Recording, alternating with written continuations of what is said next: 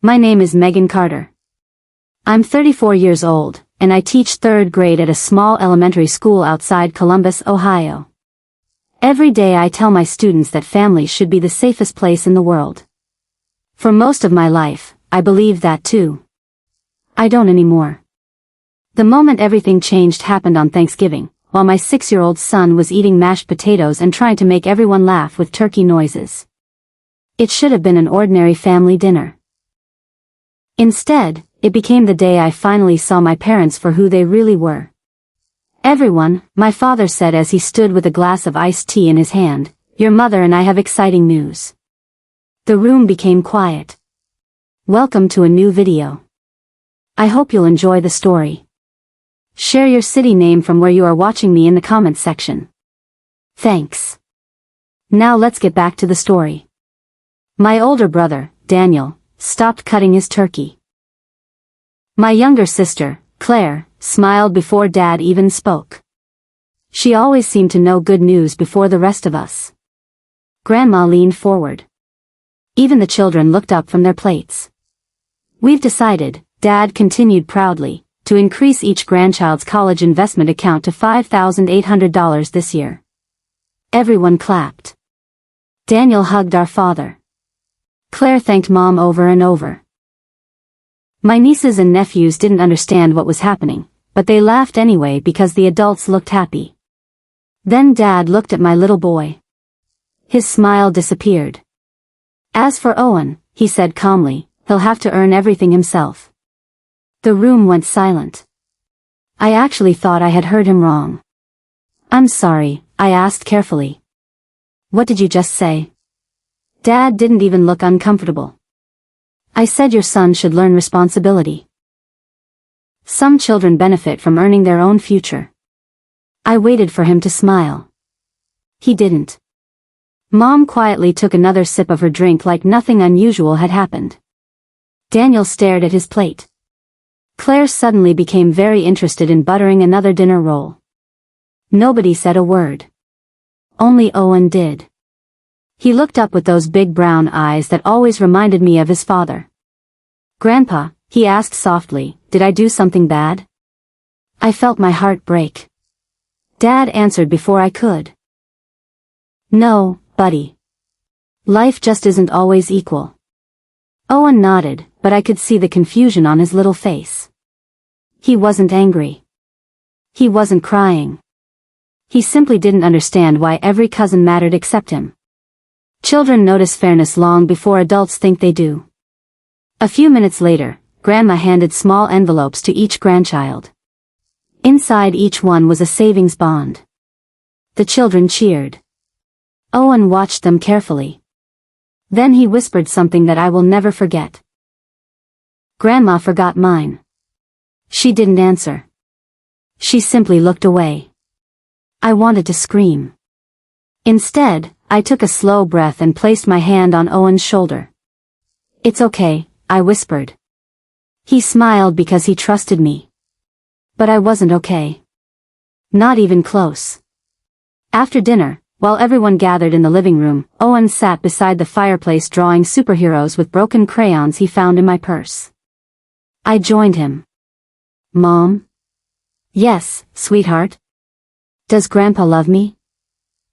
Children asked the hardest questions in the quietest voices. I swallowed before answering. Of course he does. The lie tasted terrible. Because I wasn't sure anymore. When we finally drove home that night, snow had started falling. Owen fell asleep in the back seat holding his drawing against his chest. I kept replaying dinner in my mind. It wasn't really about the money. $5,800 wouldn't magically change my son's future. I worked hard. I paid our bills. We weren't rich, but we managed. No. It was what the missing money represented. Every other grandchild belonged. Mine didn't. That wasn't the first time my parents had treated us differently. Growing up, Daniel always received the newest baseball equipment. Claire got dance lessons and summer camps. I usually heard the same sentence. "We just can't afford it right now." I believed them. I never complained. I worked after school. I earned scholarships. I paid my own way through college with loans and part-time jobs. I told myself life wasn't fair, and that was okay. But now they were doing the same thing to my son. That hurt in a completely different way. When we reached our apartment, I carried Owen inside without waking him. As I tucked him into bed, he smiled in his sleep. He had no idea adults could hide favoritism behind polite smiles and holiday dinners. I kissed his forehead and quietly promised something. No matter what happens, I whispered, I'll make sure you always know your worth. I believed the worst part of Thanksgiving was over. I thought I simply had to accept that my parents loved some grandchildren more than others. I had no idea that 2 weeks later, one unexpected envelope from a man I'd known since childhood would prove this had never been about favoritism. It had been about something much bigger. Something that had been stolen from me long before Owen was ever born. For almost 2 weeks, I tried to convince myself to let Thanksgiving go. I buried myself in work. My third graders were learning about fractions, Christmas decorations were starting to appear around the school, and life slowly settled back into its normal rhythm. At least, that's what I wanted to believe. Owen never mentioned the savings bonds again. But sometimes I caught him watching families at the playground. Whenever grandparents arrived to pick up another child, he quietly looked away. Children don't always ask questions. Sometimes they simply carry the answers they imagine. One Tuesday afternoon, after school ended, I stopped by our apartment mailbox. Most days it held grocery ads, bills, or coupons. That day, one thick white envelope stood out. The return address belonged to Harper Financial Services. I recognized the name immediately. For nearly 20 years, my parents had trusted the same accountant. His name was Richard Harper. He had known me since I was in middle school. He came to birthday parties. He attended my high school graduation. When my husband died in a car accident 4 years earlier, he even came to the funeral. I smiled, assuming he had mailed something to my parents by mistake. That happened once before. I carried the envelope upstairs without thinking much about it.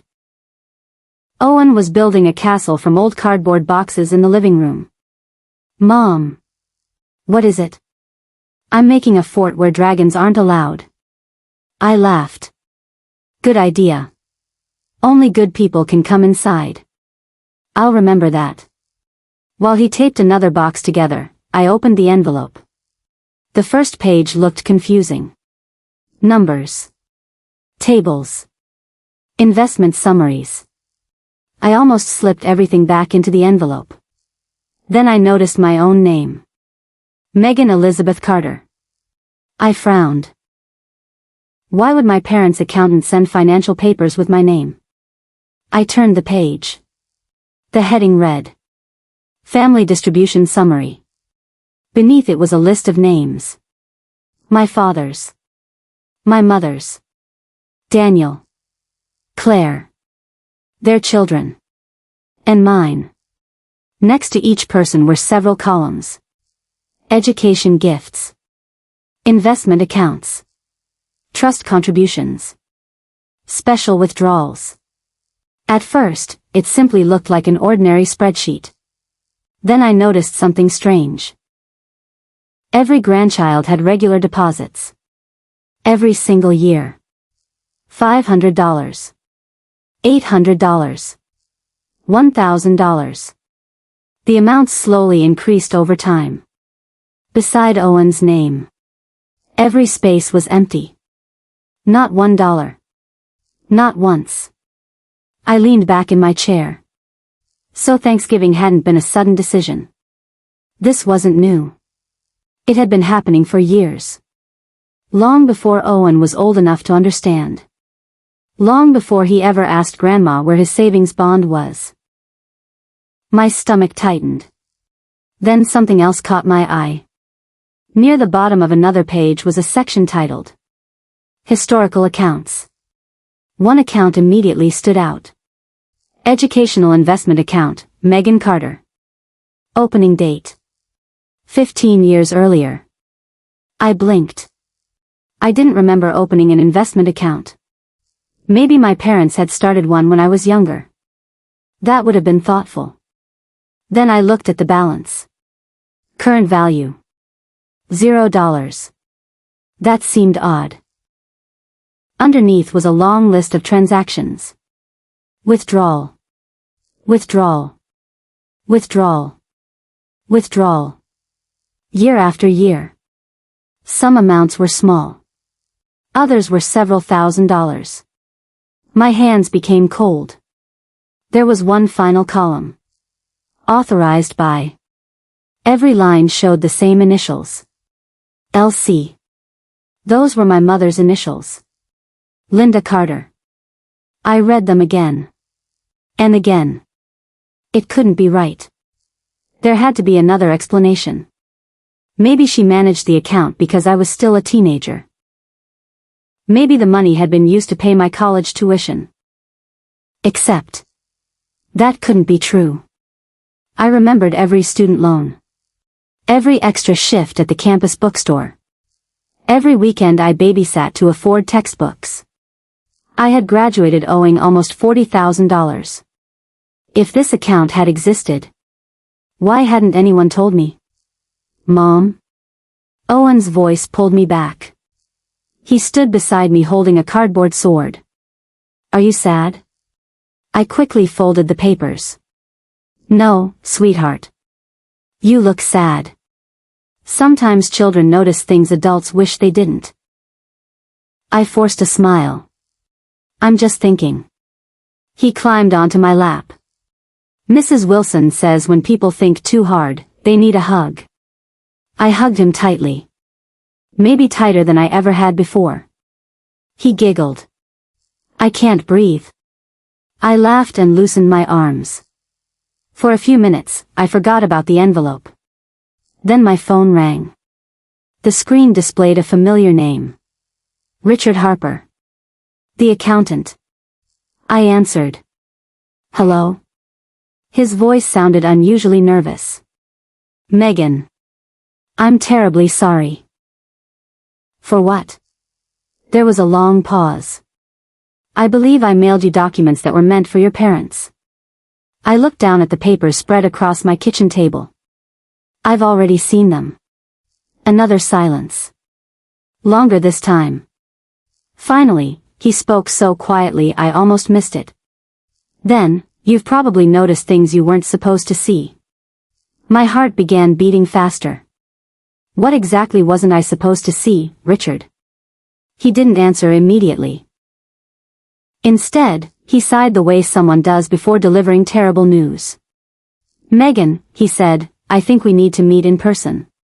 Before I could ask another question, he added words that made my blood run cold. Those papers don't tell the whole story. Then he hung up. I barely slept that night. After Owen fell asleep, I sat alone at our small kitchen table with the papers spread out in front of me. I read every page 3 times. The numbers never changed. The empty spaces beside Owen's name stayed empty. The withdrawals from the account with my name stayed there too. I wanted to believe there was a simple explanation. Maybe Richard had printed the wrong records. Maybe the initials meant someone else. Maybe there was another Megan Carter. But deep inside, I already knew those were only wishes. The next morning, I dropped Owen off at school.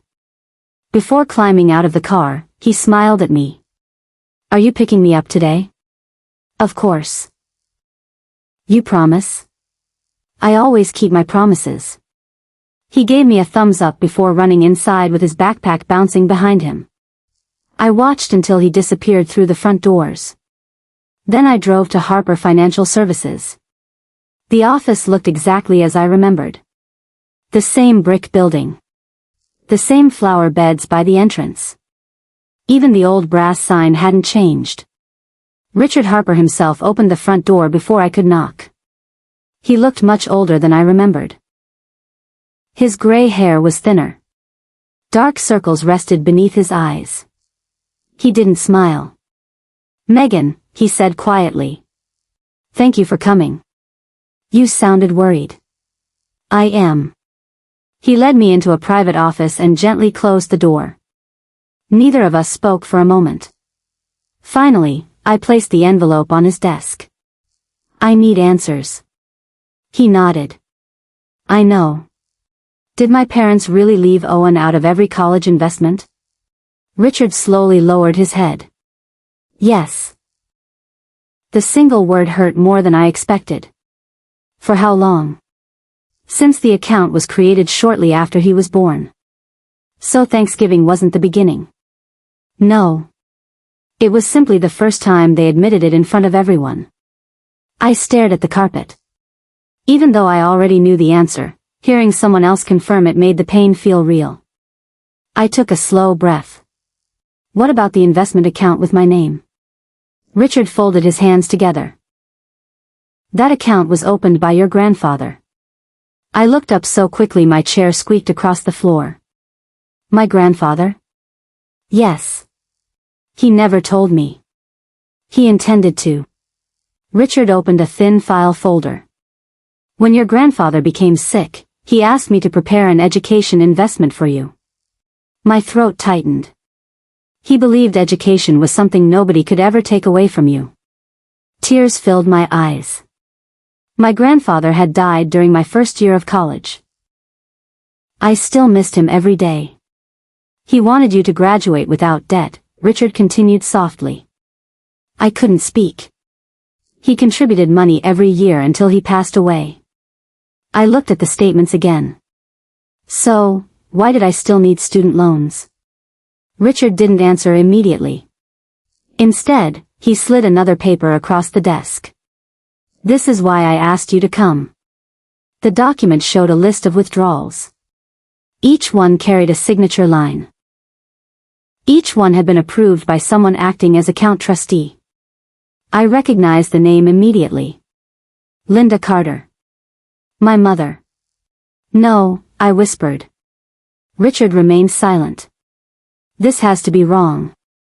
I wish it were. My mother couldn't just take money that belonged to me. Richard looked genuinely sad. She legally controlled the account while you were under a certain age. But these withdrawals continued after I became an adult. I know. How? He hesitated before answering. Each year, new authorization forms were submitted. I frowned. I never signed anything. I know. My heart pounded.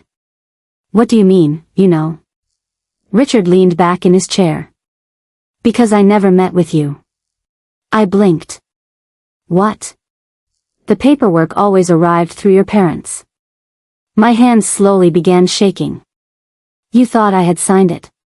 Yes. And now? He looked directly into my eyes. Now I'm not so sure. The room suddenly felt much smaller. Every happy memory from childhood started mixing with questions I had never thought to ask. The dance lessons I never got. The class trips I couldn't afford. The college loans I spent years paying back. All that time. There had been money. Money my grandfather had saved for me. Money that had somehow disappeared. I swallowed hard. Richard. Yes? If I never signed those forms. He finished my sentence before I could. Then someone else may have signed them. The words hit me like ice water. I looked down at the signature copies. They looked like mine. At least at first glance. But then I noticed something strange. Every signature was almost too perfect. The letters matched each other exactly. My real signature had always changed a little each time I wrote it. They didn't. My breathing became uneven. Are you saying someone forged my name? Richard didn't answer with words. He simply gave one slow nod. Then he reached into his desk drawer and placed one final document in front of me. I wasn't supposed to send this either, he said quietly. The paper wasn't a bank record. It was a handwritten note. Across the top, in my grandfather's familiar handwriting, were 7 words that changed everything. For Megan only. Deliver personally after graduation. I never received that letter. I stared at the envelope in Richard Harper's hand. For a moment, I forgot how to breathe. My grandfather's handwriting was easy to recognize. He had always written with neat, careful letters that looked almost printed. When I was little, he used to write short notes and hide them in my lunchbox. Have a great day, Peanut. Be kind to everyone. Never stop asking questions. I had saved those notes for years. Now another note sat in front of me. One I had never seen before. For Megan only, I read again. Deliver personally after graduation. I looked up at Richard. You've had this all these years? He nodded slowly. I have. Why didn't I get it?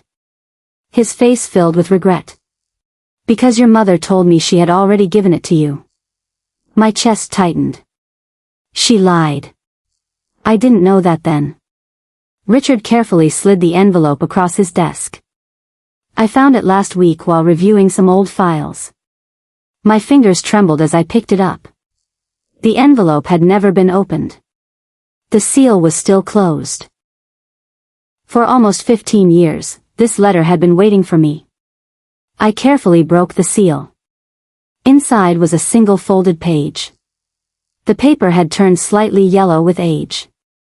I unfolded it and immediately recognized my grandfather's warm handwriting. My dearest Megan. If you're reading this, then you've finished college. I hope you're proud of yourself. I know I already am. You have always worked harder than anyone I know. I wanted to help make your future a little easier, so I asked Richard to create an investment account for your education and your first home. This money belongs only to you. Use it wisely. Never let anyone convince you that your dreams matter less than theirs. Family should support one another. But support should never become sacrifice that only flows in one direction. Promise me something. Always ask questions when money is involved. Even people we love can make poor choices. Love should never require blindness. I hope this account gives you freedom to build the life you deserve. Love always. Grandpa William. By the time I reached the last line, tears blurred every word. My grandfather had believed in me. He had planned for my future. He wanted me to start life without fear. Instead, I had spent years drowning in student loans. I remembered working double shifts at the bookstore. Skipping meals to save money. Driving an old car that barely started each winter. All while believing there had been no other choice. Richard quietly handed me a box of tissues. I'm sorry. I wiped my eyes. So the account wasn't only for college. No. It also included money for your first home. I laughed bitterly. I rented apartments for 15 years because I thought I couldn't afford anything else. Richard didn't argue. There wasn't anything he could say. After a long silence, I asked the question that scared me most. How much was originally in the account? He opened another folder. With contributions and investment growth. He paused before finishing. It would be worth a little over $312,000 today. I froze. $312,000. I couldn't even imagine that kind of money.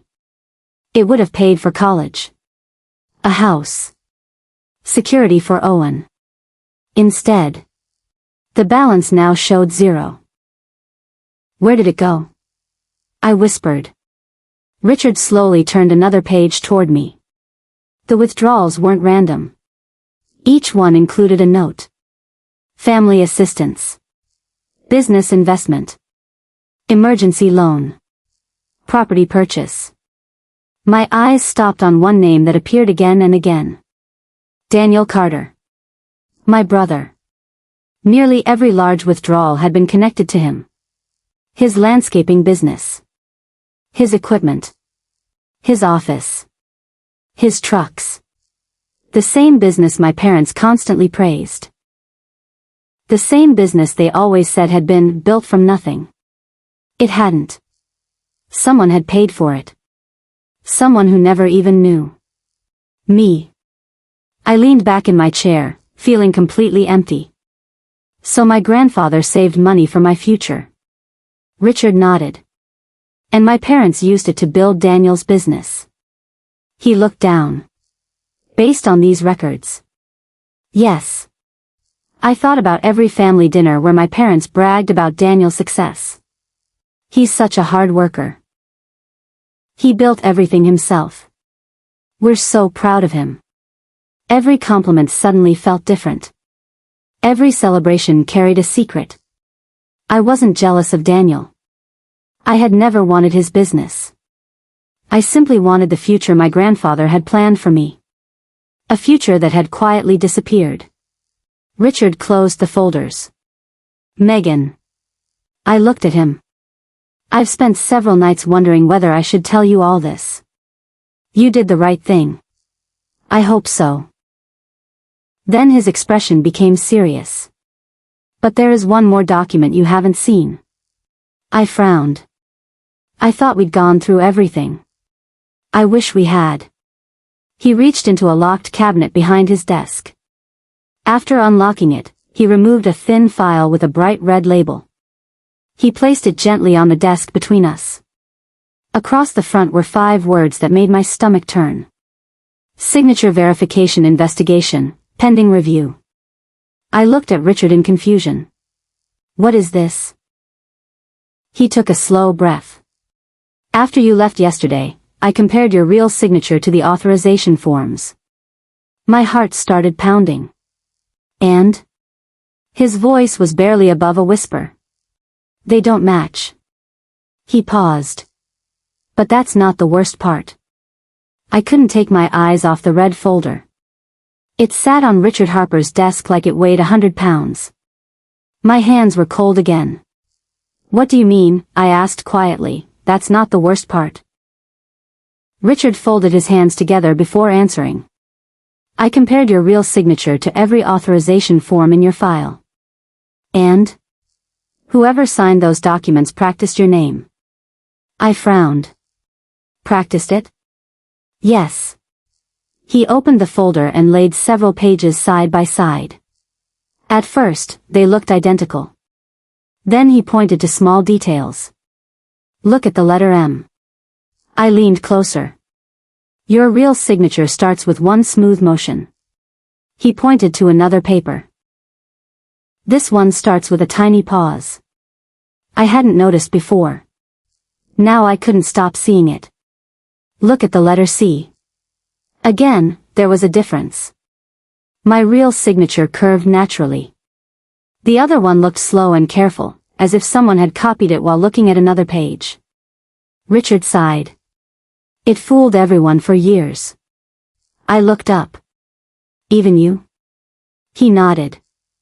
I'm ashamed to admit it. I didn't blame him. The signatures looked convincing. Unless someone studied them closely, they seemed real. What happens now? He became serious. That depends on you. What do you mean? You have every right to report this. The word report echoed in my mind.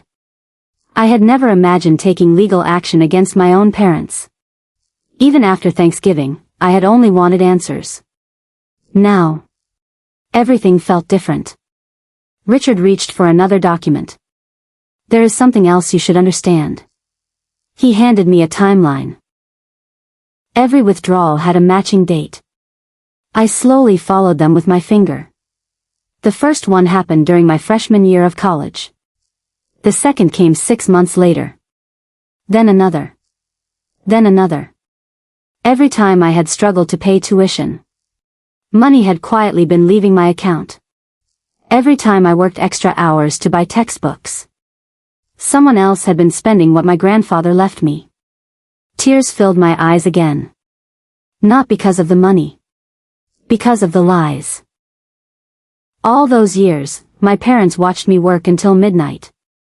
They saw me skip vacations. They knew I couldn't afford a better apartment. They watched me worry about every bill. And they said nothing. Richard gently closed the folder. I wish I had questioned everything sooner. You trusted them. I did. And I trusted them too. Neither of us spoke for a while. Finally, I asked the question I had been avoiding. Did my brother know? Richard looked uncomfortable. I honestly don't know. You've never talked to him about this? No. So he may have believed our parents were giving him their own money. That's possible. I wanted that to be true. Daniel and I had never been especially close, but he had never been cruel to me. Growing up, he accepted our parents' attention without questioning it. Maybe he simply assumed they were helping him because they could. Maybe he had no idea whose future paid for his success. I hoped that was true. Because the other possibility hurt too much. Richard stood and walked toward a small window overlooking the parking lot. When I found your grandfather's letter, he said quietly, I started checking old files. He turned back toward me. That's when I noticed something I had missed years ago. What? The withdrawals stopped suddenly. I looked at the timeline. He was right. The last withdrawal had happened almost 4 years earlier. The same year. My husband died. I stared at the page. No. Richard nodded slowly. After your husband's accident, there were no more requests. I felt a chill run through my body. It was as if my parents had decided enough was enough. Not because they felt guilty, but because there was nothing left to take. The account balance had already reached 0. I closed my eyes. I remembered those awful months after losing my husband. Trying to comfort Owen. Trying to keep my job. Trying to survive. My parents hugged me. They had brought casseroles. They had told everyone how proud they were of my strength. All while keeping this secret. I opened my eyes again. What would you do if you were me? Richard didn't answer immediately. Instead, he chose his words carefully. I would learn every fact before making any decision. I nodded. That sounded right. Anger could wait. Truth couldn't. He handed me a neatly organized folder. I made copies of everything you're legally allowed to have. I looked inside. The investment records. The withdrawal history. My grandfather's letter. The signature comparison. Everything was there. As I stood to leave, Richard stopped me. Megan. I turned around. There's one person you should speak with before confronting your parents. Who? He looked at me with quiet concern. Your brother. I frowned. Why Daniel? Richard took a slow breath. Because yesterday morning. He hesitated. He came into this office asking questions about the exact same account. The folder nearly slipped from my hands. I stood frozen beside Richard's desk. For a second, I wondered if I had heard him correctly. My brother? I asked. Richard nodded. Daniel came here yesterday morning. What did he want? He asked if there had ever been an investment account connected to your grandfather. I stared at him. Did you tell him? No. Why not? Because I wanted to speak with you first. I felt a strange mix of fear and hope. Maybe Daniel knew everything. Or maybe he had just discovered something was wrong. There was only one way to find out. That afternoon, I picked Owen up from school. He climbed into the car with a paper snowflake he had made in class. Look, Mom. It looks wonderful. My teacher says every snowflake is different. I smiled. She's right. He held it carefully all the way home. Watching him reminded me why I had to stay calm. This wasn't just about my past anymore. It was about protecting his future. After dinner, Owen went to bed early. I tucked him in and read his favorite story about a little bear learning to be brave. Before closing his eyes, he looked at me. Mom? Yes? You're smiling again. I am? A little. I hadn't noticed. Maybe because, for the first time in weeks, I felt like I was getting closer to the truth. I love you, I whispered. I love you more. Impossible. He giggled. Then he fell asleep. I called Daniel. He answered after the third ring. Hey, Meg. His voice sounded tired. We need to talk. There was a long pause. I figured you might call. That surprised me. Can we meet? When? Tomorrow morning. He sighed. Okay. We agreed to meet at a small coffee shop halfway between our homes. The next morning, I arrived 10 minutes early. Daniel was already there. He looked different. Older. Not because of gray hair. Because he looked worried. I'm really worried. He stood as I walked in. Thanks for coming. I sat across from him. Neither of us ordered coffee. Neither of us smiled. Finally, I placed Richard's folder on the table. His eyes immediately dropped to it. So, I said quietly, you know. He slowly nodded. I know something. How much? He rubbed both hands across his face. Not everything. Then start talking. Daniel looked around to make sure nobody nearby could hear us. Last week, Mom asked me to sign some papers. What kind of papers? She said they were old business records. I stayed silent. I almost signed them. But I actually read them first. He gave a small, bitter laugh. That's something Dad always told us not to waste time doing. I remembered hearing that same advice growing up. Just sign it. We'll handle the details. Back then, it sounded like trust. Now it sounded very different. Daniel continued. The papers mentioned your name. My heart skipped. And?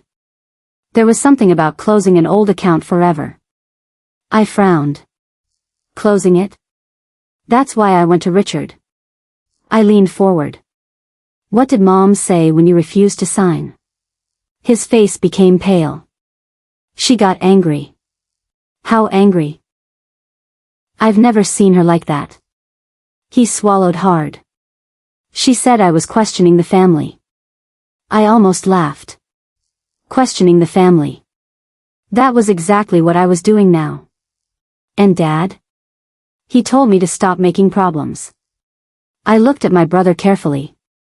For the first time, I didn't see the confident businessman our parents always praised. I saw someone who looked just as confused as I felt. Daniel. He looked at me. I need you to answer one question honestly. I will. Did you know where the money came from? His answer came immediately. No. There wasn't even a second of hesitation. I swear, Megan. You never knew Grandpa created an account for me? I didn't even know the account existed. What about your business? I thought Mom and Dad were helping me with their savings. I searched his face.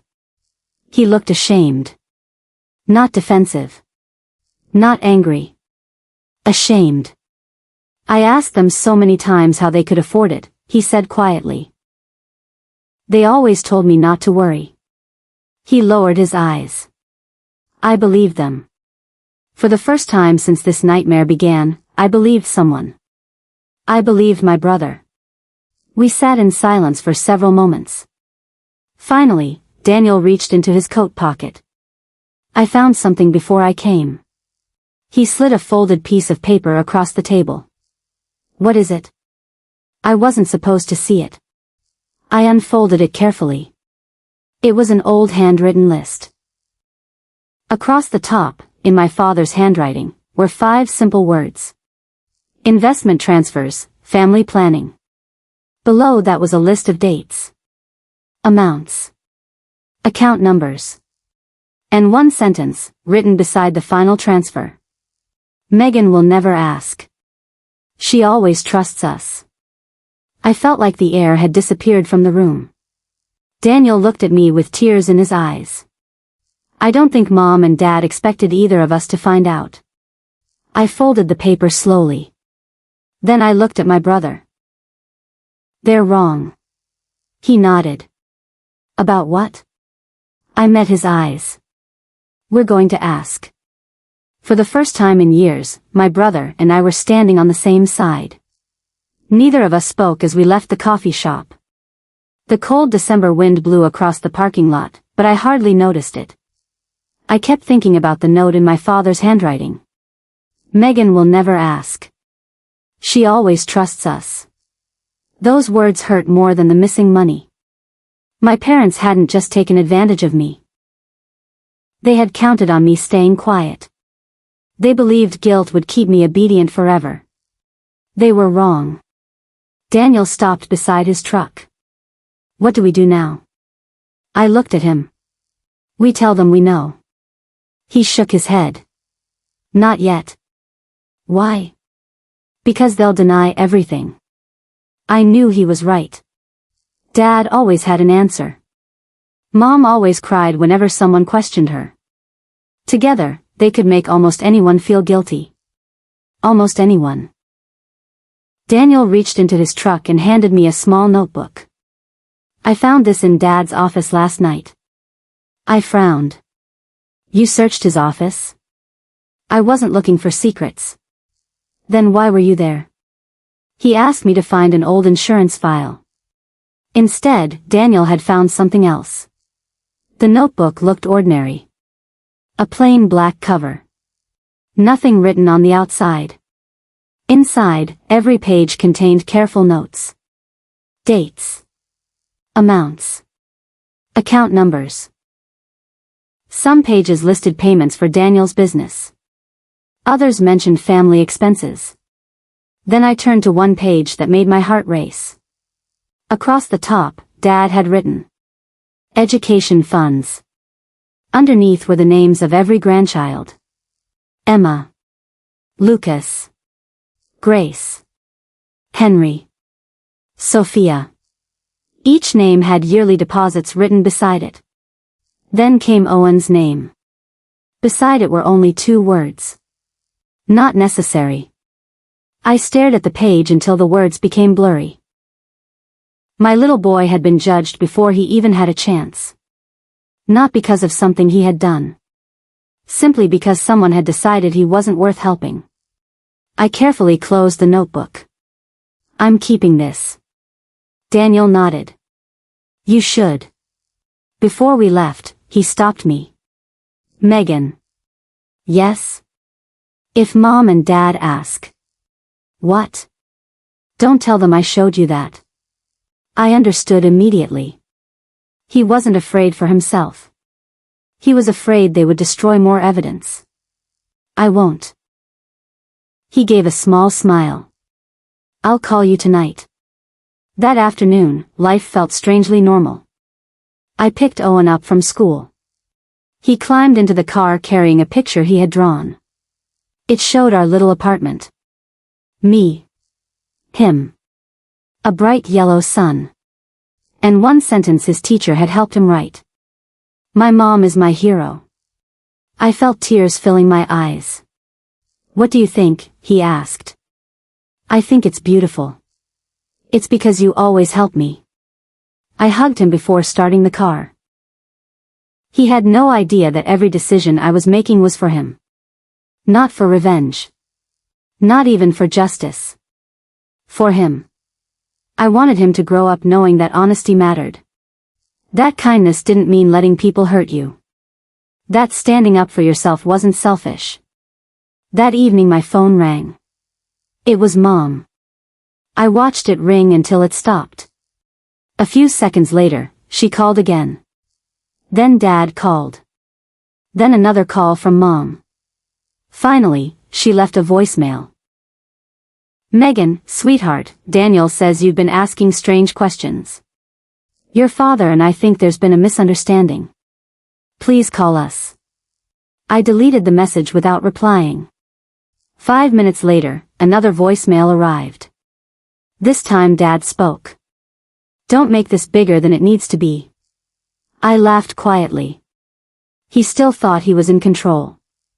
He wasn't. The next morning, there was a knock at my apartment door. I looked through the peephole. Mom stood outside. Dad stood beside her. Neither of them looked happy. I opened the door just enough to speak. "What are you doing here?" Mom smiled nervously. "We wanted to talk." "About what?" "Everything." Dad stepped forward. "Can we come in?" "No." His eyebrows lifted. "No? This conversation stays outside." The hallway became very quiet. Mom folded her hands together. "Honey, Richard made a mistake." I didn't answer. "He accidentally showed you private family records." Still, I stayed silent. Dad sighed. "Those papers don't tell the whole story." "I know." For just a second, both of them looked surprised. "You do?" Mom asked. "I've seen Grandpa's letter." The color drained from her face. Dad looked sharply at her. "You told me that letter was destroyed." Neither of them realized what had happened. They had just exposed another lie. I watched both of them carefully. For the first time in my life, they looked nervous instead of confident. Then Dad said something that made me realize this wasn't over. "We need to discuss this before anyone else gets involved." I looked directly into his eyes. "It's too late." He frowned. "What does that mean?" I answered with complete honesty. "It means someone else is already involved." "What are you talking about?" Mom whispered. I took a slow breath. Richard wasn't the only person who reviewed the signatures. Both of their faces turned completely white. Neither my mother nor my father spoke. They simply stared at me. For years, I had been the daughter who apologized first. The daughter who avoided arguments. The daughter who believed every explanation. That daughter was gone. Dad finally cleared his throat. "What do you mean someone else reviewed the signatures?" "I mean exactly what I said." Mom tried to force a smile. "Honey, people make mistakes." "I agree." She blinked. "That's why handwriting experts exist." Dad's jaw tightened. "You hired an expert?" "I didn't have to." Richard had already started the process after finding the missing letter and the suspicious signatures. He wanted to be certain before accusing anyone of something so serious. I didn't tell my parents every detail. They didn't deserve to know everything anymore. Dad folded his arms. "This is becoming ridiculous." "No," I answered calmly. "This became ridiculous the day Grandpa's money disappeared." Mom suddenly began crying. Real tears rolled down her cheeks. For most of my life, those tears would have ended every disagreement. Not this time. "I was trying to protect this family," she whispered. "By taking my future?" She looked at the floor. "We needed the money." I couldn't believe what I was hearing. "You had your own savings." "It wasn't enough." "So you used mine." She didn't answer. That silence said everything. Dad stepped between us. "Your brother's business was failing."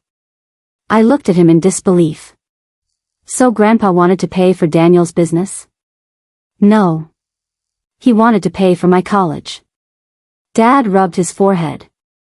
"We planned to pay it back." "When?" He opened his mouth. Nothing came out. I asked again. "When?" There was no answer because there wasn't one.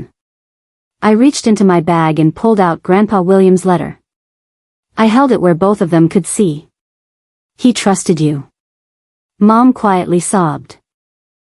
"He trusted both of you to protect what he left for me." Dad looked away. For the first time in my life, my father couldn't meet my eyes. "I worked 2 jobs in college," I said.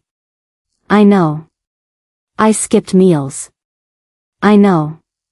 "I spent years paying student loans." "I know." Every answer made the room feel colder. You watched all of that happen. Dad closed his eyes. Yes. Those 2 letters, yes, hurt more than anything else. Because they proved it wasn't an accident. It wasn't forgetfulness. It wasn't confusing. They knew. The whole time. Just then, the elevator doors at the end of the hallway opened. Daniel walked toward us. Neither Mom nor Dad had expected him. Dad frowned. What are you doing here? Daniel stopped beside me. Standing with my sister. Mom looked shocked. Daniel. I know about the account. Silence. I know about Grandpa's money. More silence. I know about Megan's signatures. Mom started crying harder. Dad looked angry now. You shouldn't be involved. Daniel shook his head. I already am. He reached into his coat pocket and pulled out a folded envelope. I also found something else. Dad's face immediately changed. Where did you get that? Your desk. My father took one step forward. Give it to me. Daniel didn't move. Instead, he handed the envelope to me. I opened it carefully. Inside was a single cashier's check. The amount made me stop breathing. $312,487.16. Exactly the amount Richard had estimated Grandpa's account would be worth today. Attached was a short note in Dad's handwriting. If Megan ever finds out, offer this before lawyers get involved. I looked slowly from the note to my parents. So. My voice was almost a whisper. You already knew exactly how much you owed me. Nobody answered. They didn't have to. The evidence spoke for itself. Mom covered her face. We were going to fix it. When? Dad finally answered. After Christmas. Daniel let out a bitter laugh. Funny. Dad glared at him. Why is that funny? Because you wrote this note 6 months ago. Dad froze. He hadn't expected Daniel to notice the date. Neither had Mom. The hallway became so quiet that I could hear the elevator moving somewhere above us. I looked at the check again. A year earlier, I would have accepted it immediately. I needed the money. Owen deserved a better home. A college fund. A safer future. But now. The check wasn't enough. It could replace the money. It couldn't replace the trust. I carefully folded the note and placed everything back inside the envelope. Dad looked hopeful. So what? I asked. Take it. I shook my head. His expression changed from hope to confusion. You don't want your money back? I do. Then why aren't you taking it? I looked him straight in the eyes. Because this isn't a gift. I paused. It's evidence. The hope disappeared from both of their faces. For the first time, they understood something important. This conversation was no longer about convincing their daughter to forgive them. It was about facing the truth they had hidden for 15 years. And they had just handed me the final piece that proved it. I held the envelope in my hands for several seconds. Nobody moved. My father looked as if he wanted to grab it back. My mother couldn't stop crying. Daniel stood quietly beside me. For the first time in my life, I wasn't afraid of disappointing my parents. I was only thinking about my son. I looked at my father. Did you ever plan to tell me the truth? He took a long breath. We thought, if we paid everything back, it would be over. No, I answered softly. It would only mean you finally paid a debt. His shoulders dropped. A debt isn't the same as an apology. Neither of them argued. They couldn't. I handed the envelope back to my father. His eyes widened. You said you wanted your money. I do. Then why are you giving it back? Because I don't want it like this. He frowned. I don't understand. I want everything done the right way. I took one slow breath before continuing. We're meeting with an attorney next week. My mother's face turned pale. An attorney? Yes.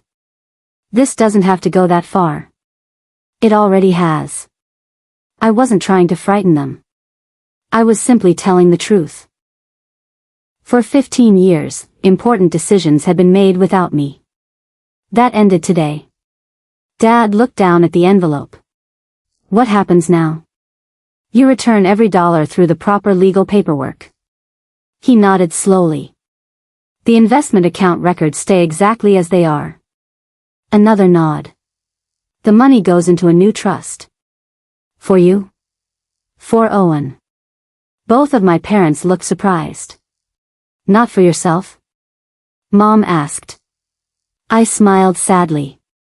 My grandfather wanted to protect my future. I looked toward the playground across the street where children were laughing. I want to protect my sons. Nobody spoke. The silence felt different now. It wasn't filled with anger. It was filled with acceptance. Finally, Daniel broke it. I've already talked to my bank. Dad looked confused. What? I'm selling 2 company trucks. You don't have to do that. Yes, I do. Dad shook his head. No. Daniel looked directly at him. My business was built with money that never belonged to me. His voice was calm. I'm giving it back. I felt tears in my eyes. For days, I had wondered whether my brother had known. Now I had my answer. He hadn't known. And once he learned the truth, he chose to do the right thing. That mattered. A week later, we all met in an attorney's office. The meeting wasn't loud. Nobody shouted. Nobody slammed doors. The evidence was clear. The records spoke for themselves. My parents signed every document placed in front of them. The money was returned. A brand new education trust was created for Owen. This time, only my name appeared as trustee. No one else could touch it. When everything was finished, Dad slowly stood. I suppose this is goodbye. I looked at him for a long moment. I don't know. Mom wiped her eyes. We love you. I believe you do. She looked hopeful. But love without honesty hurts people. Her shoulders sank. We understand. I wasn't sure they really did. Maybe they would someday. Maybe they wouldn't. Forgiveness isn't something you can demand. It's something you earn. Months passed. Life became peaceful again. I focused on teaching. Owen kept growing. One Saturday morning, he asked if we could visit Grandpa William's grave. We carried fresh flowers together. As Owen placed them beside the headstone, he smiled. I wish I could have met him. I smiled too. I think you would have loved each other. Was he nice? He was. How do you know? I looked at the flowers moving gently in the wind. Because even after he was gone. I placed my hand on Owen's shoulder. He still found a way to take care of us. Owen nodded, even though he couldn't fully understand. Maybe one day he would. Before we left, I quietly thanked Grandpa. Not for the money. For believing in me before I believed in myself. Today, Owen's college fund grows a little every month. I add to it whenever I can. Sometimes it's a lot. Sometimes it's only a little. But every dollar is honest. Every dollar is protected. Every dollar carries a promise. No child in my family will ever wonder why everyone else mattered more. As for my parents, we speak only a few times each year. They're polite. They're respectful. But trust doesn't grow back overnight. Some things can be repaired. Others leave scars that remind us to be wiser. Looking back, I realized the biggest thing my parents took wasn't money. It was my confidence. They made me believe I always had to sacrifice for everyone else. Now I know better. Family should never be built on silence. Love should never depend on obedience. And peace begins the moment you stop feeling guilty for protecting your own future. That Thanksgiving dinner changed my life forever. Not because my son was denied a college fund, but because one little boy asked a simple question that every adult was afraid to answer. Did I do something bad? The answer was always no. He had done nothing wrong. Neither had I. Before you go, I'd love to hear your opinion. If you were Megan, after discovering your parents had secretly used the money your grandfather left for you, and excluded your son from the family's college fund, would you have forgiven them? Or would you have walked away after uncovering the truth? And what about Megan's parents?